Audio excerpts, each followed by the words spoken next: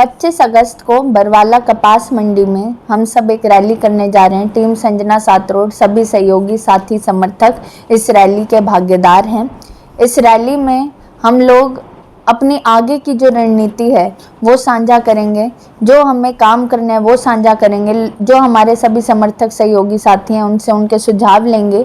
और ये रैली शंखनाद रैली इसलिए है क्योंकि ये ऐलान है हमारा कि हम इस युद्ध के लिए तैयार हैं। हम जो हमारी जिद है बरवाला क्षेत्र को लेकर, इसको मॉडल विधानसभा क्षेत्र बनाने की, उसके लिए हम बिल्कुल अपने सारे दाव पेच सब कुछ लगा चुके हैं और अब हमारा ऐलान है कि हम लोग तैयार हैं और हम इस जंग में ज़रूर भागीदार होंगे। मैडम ये बताइए कि जो बरवाला क्षेत्र में अब तक आप कितनी बार गांव में दौरे कर चुकी है और लोगों का आपके प्रति कैसा रिस्पांस मिल रहा है, जनता का किस तरीके से आपके यहाँ पे शादी हुई है धरातल पे, मैंने प्रोटेस्ट में जाना, धरनों पे जाना शुरू किया, लोगों से उनके सुख दुख सुने, तो तब से मैं ऐसे काउंटिंग तो भूल चुकी हूँ कि मैं कितनी बार जा चुकी हूँ, क्योंकि मेरा हर एक गांव से अपना लगाव है, हर एक वार्ड से लगाव है, हर एक उधर के जितने लोग हैं उन सब से मेरा अपना प्रेम प्यार है। उन लोगों का इतना आशीर्वाद है, आश्वासन है, इसीलिए उन्हीं के आश्वासन की वजह से आज मैंने ये जो फैसला लिया है राजनीति में आने का, इलेक्शन लड़ने का, वो उन्हीं के वोट और सपोर्ट की वजह से है। जी, मेरा मानना ये है कि अगर गृहिणी खुश है, ये हमारे ग्रंथों में लिखा है कि अगर गृहिणी खुश है, अगर घर की महिला खुश है तो शुक्र मजबूत होता है, और शुक्र मजबूत होता है तो हर तरीके की बरकत आती है।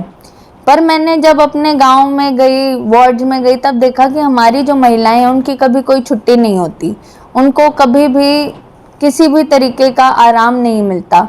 तो इसीलिए हमने तीर्थ रथ एक बस खरीदी जिसमें हम उनको निःशुल्क सालासर धाम के दर्शन करवाते हैं, ताकि एक दिन उनकी छुट्टी हो जाए। एक दिन छुट्टी हो जाए तो उनका मन में और भी ज़्यादा अपनी जिम्मेदारियों की तरफ, रिस्पॉन्सिबिलिटीज़ की तरफ जो है झुकाव बढ़ जाता है।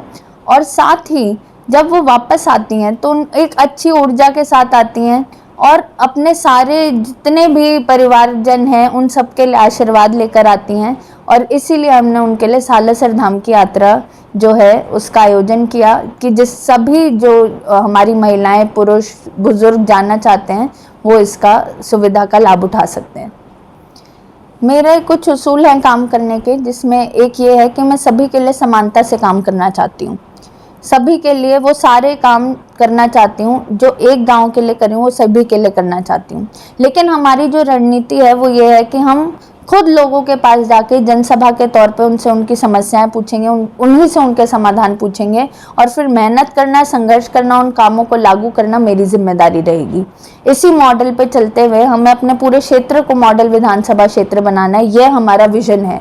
और मॉडल विधानसभा क्षेत्र का अर्थ है जहाँ सभी काम तरीके से हों और सारे काम इस प्रकार हों, सभी हक लोगों तक पहुँचे, उनके अधिकार उन तक पहुँचे।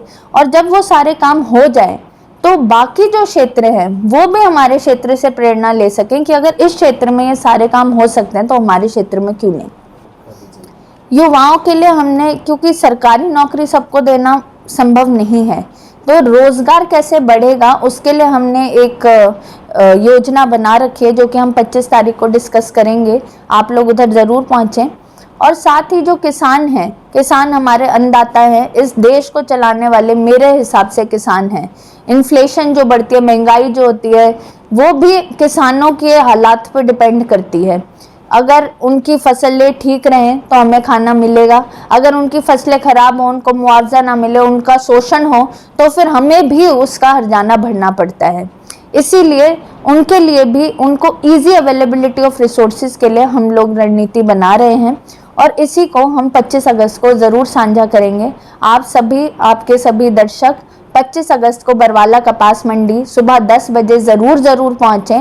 ये शंखनाद रैली सिर्फ संजना सातरोड की नहीं, ये शंखनाद रैली पूरे क्षेत्र की रैली है। और सभी समर्थक साथियों से मेरा यही आवेदन है, उधर आप भारी बहुमत में पहुँचें और अपनी बहन, अपनी बेटी, अपनी बहू संजना सातरोड को आशीर्वाद दें और रैली को मजबूती दें।